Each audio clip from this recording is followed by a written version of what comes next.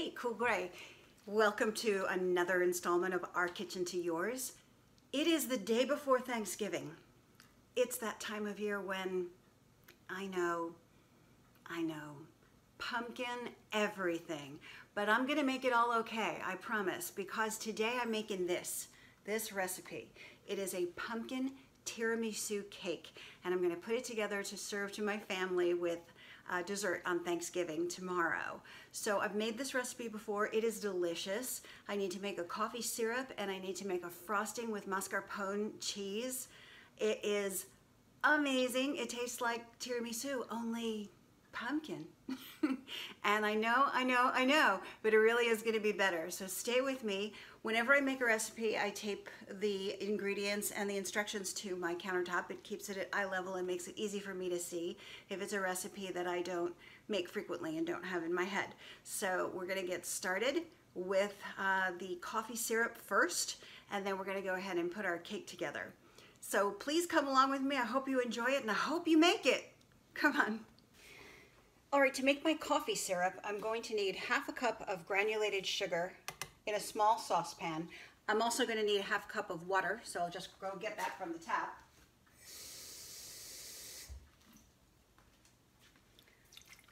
I'm going to need 2 tablespoons of instant espresso powder.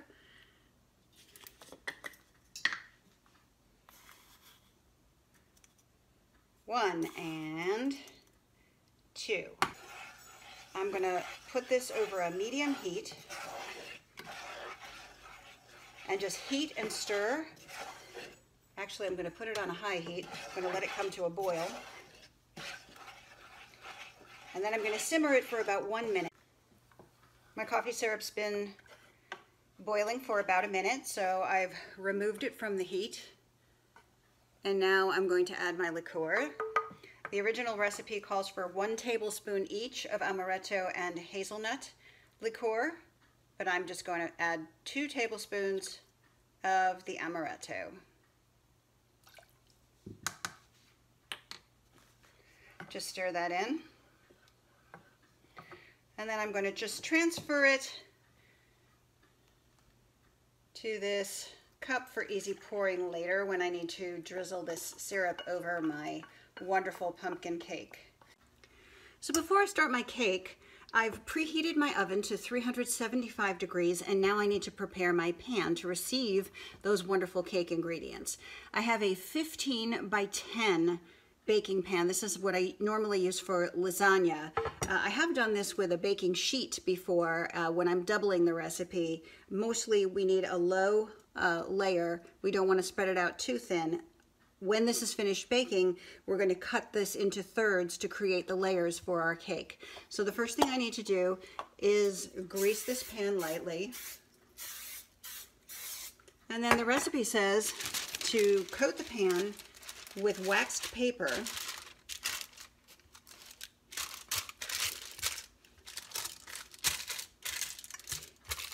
And then I'm going to actually grease that paper as well. We don't want any surprises.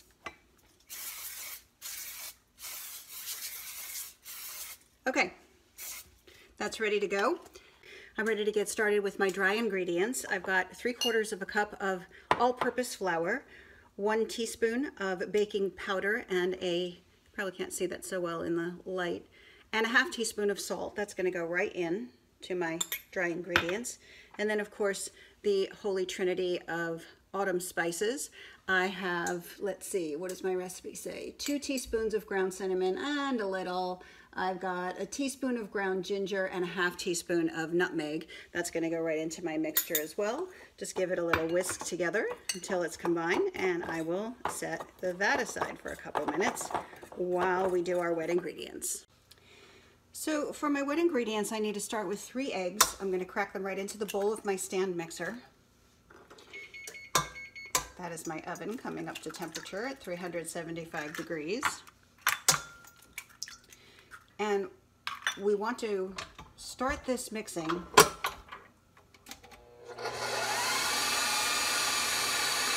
This is going to go for about 5 minutes until those eggs are very, very fluffy and a lemony color. Don't skimp on this. Go ahead and let it run. So I'm going to turn this off right now so you don't need to listen to it, and then we'll come back and add our other ingredients. Okay, I'll just do a voiceover for this part so you don't have to listen to the mixer. I've let this go at high speed with the eggs for about 5 minutes, and look how much fluffier and paler and lemony they look. Let it go. Now I'm going to reduce my speed to medium, and slowly I'm going to add a cup of granulated sugar. Then I'm going to let that continue to beat for another few minutes until I really see a light, fluffy batter. With the eggs and with the sugar, don't cut corners. Just walk away, let it run, let it beat. It's going to make a difference in the texture of your cake. Okay, we're almost ready here. Let's continue. All right, I've got a light and fluffy mixture now with my eggs and my sugar, as the recipe calls for. Now I'm going to stir in 2/3 of a cup of pureed pumpkin. This is just canned pumpkin. If you went ahead and made your own pumpkin puree, bravo. Really, bravo. Proud of you. And I'm also going to need a teaspoon of fresh squeezed lemon juice. I'm just going to stir that in.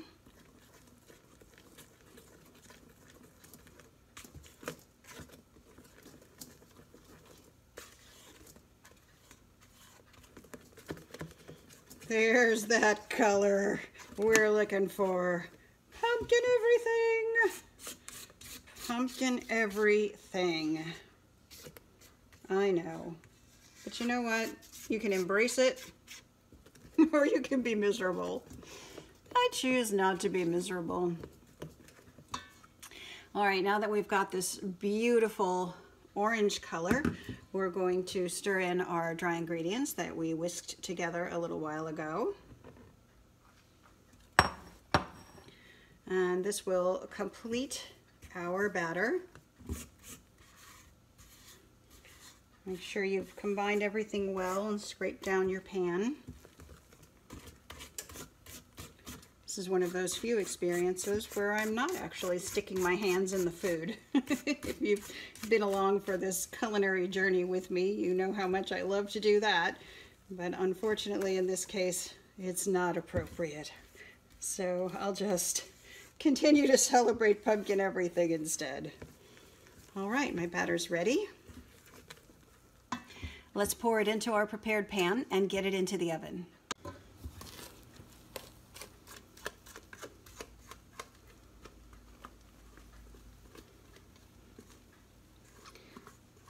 We're only going to cook this for about 15 minutes, which is why the waxed paper is safe.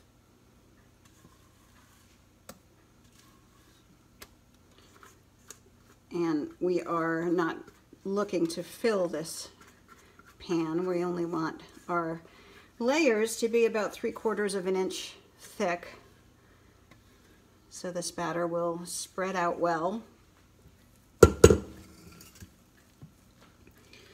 And of course we'll rise a little bit in the oven, but let's get it into those corners because we're going to want 3 very even layers after baking.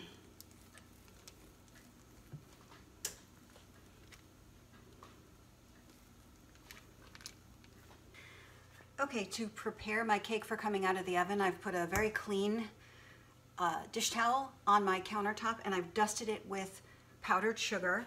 And now we're going to go ahead and remove the cake from the oven.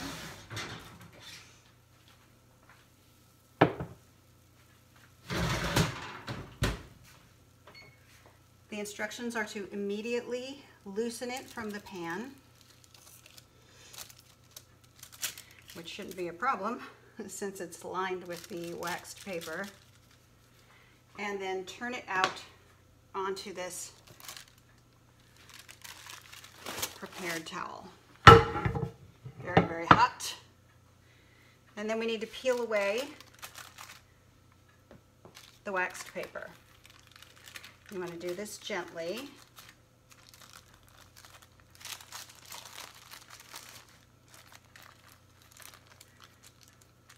And encourage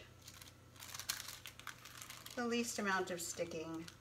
I do have a little bit of it here.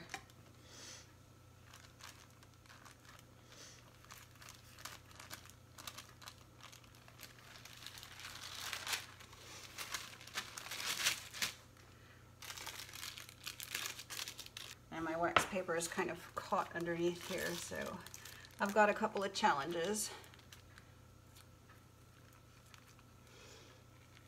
There we go. All right. To make my frosting, I have only 3 ingredients. 2 cups of heavy whipping cream, and I've kept this as cold as possible until just before I'm ready to do it. I have fitted my stand mixer with the whisk attachment, which when I'm making whipped cream, I tend to put in the freezer along with the bowl, and that helps the whipped cream kind of come together, but I don't think we're going to need that this time. I've got 1 8-ounce container of mascarpone cheese, and I have a 1/4 cup of pure maple syrup. I'm just going to combine these ingredients together in my stand mixer, and I'm going to mix on high speed until I start to see some peaks forming, which should happen relatively quickly. I'm going to do that off camera so that you don't need to listen to the mixer again. I'll come back and show you what the finished product looks like. All right, I've got a really beautiful frosting now. You can see how nice and thick that is. Want some? I sure do.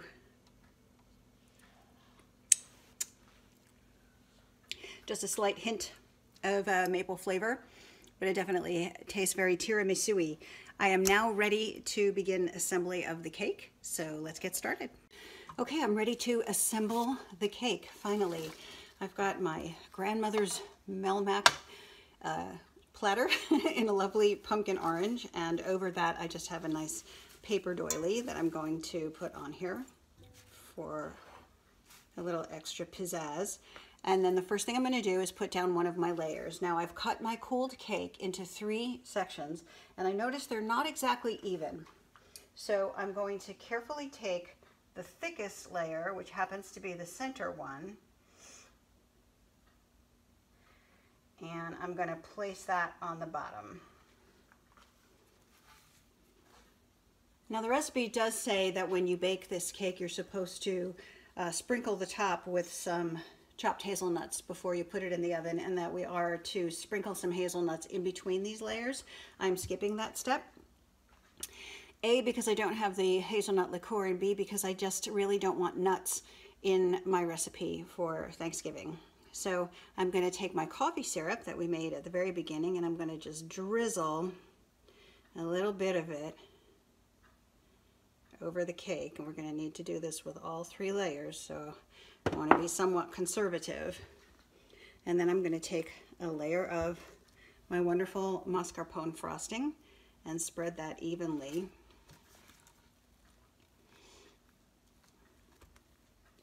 Across the top here. I've got plenty of frosting, so I can afford to be generous.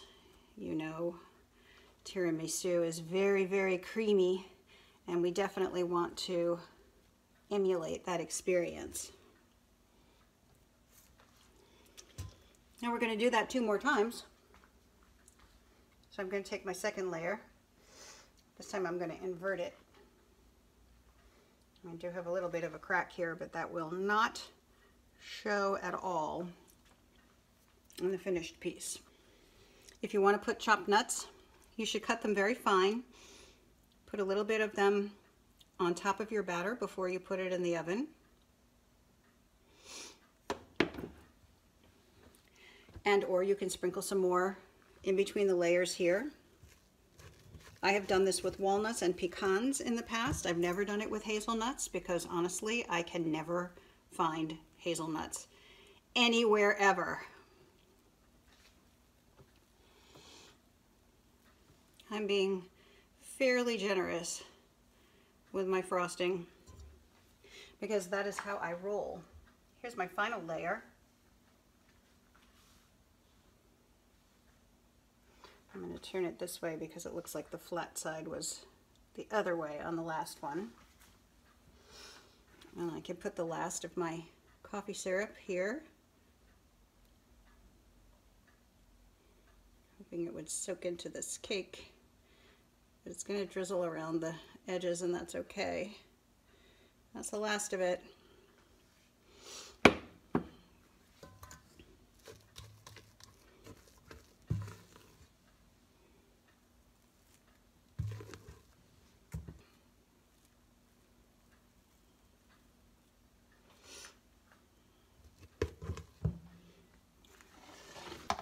Now in this final stage is where I can start smoothing things out and trying to give the cake the most festive look I can.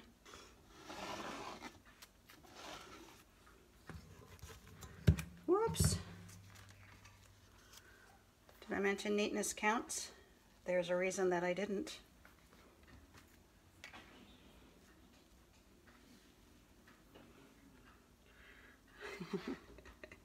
I've always been more about enthusiasm.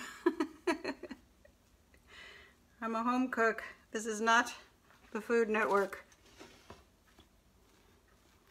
All right. Now, for embellishing this cake, there are a couple of options suggested in the recipe. You can put some chopped hazelnuts on top. There is a caramelized sugar component to this recipe, and I will provide all of that for you in the description box.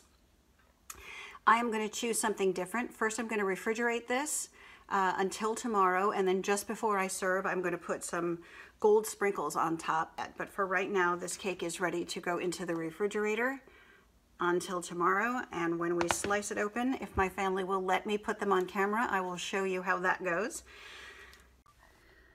Well, that didn't really work out, you know. It's Thanksgiving, there's confusion, so many people, so much food. Everyone was so stuffed, they weren't even sure they were going to be able to eat dessert.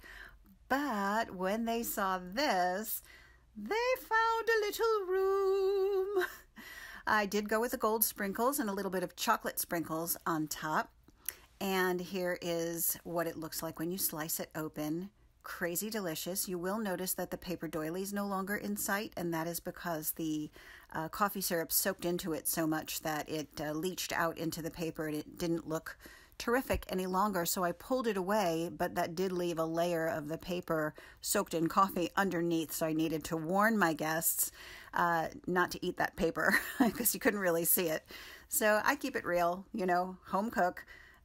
So you don't make the same mistake that I made. I don't recommend using a paper doily. In any event, this was delicious and was universally praised. I have made this before, and there's a very good reason that I make it again. I hope you make it, and please let me know in the comments if you do and what you thought. Also, if you liked this video, would you please consider subscribing if you haven't already? Tell your friends to come and subscribe. I'd love to have more on board. And while you're at it, check out a few more videos. There's lots more coming up very soon, and I will see you next time.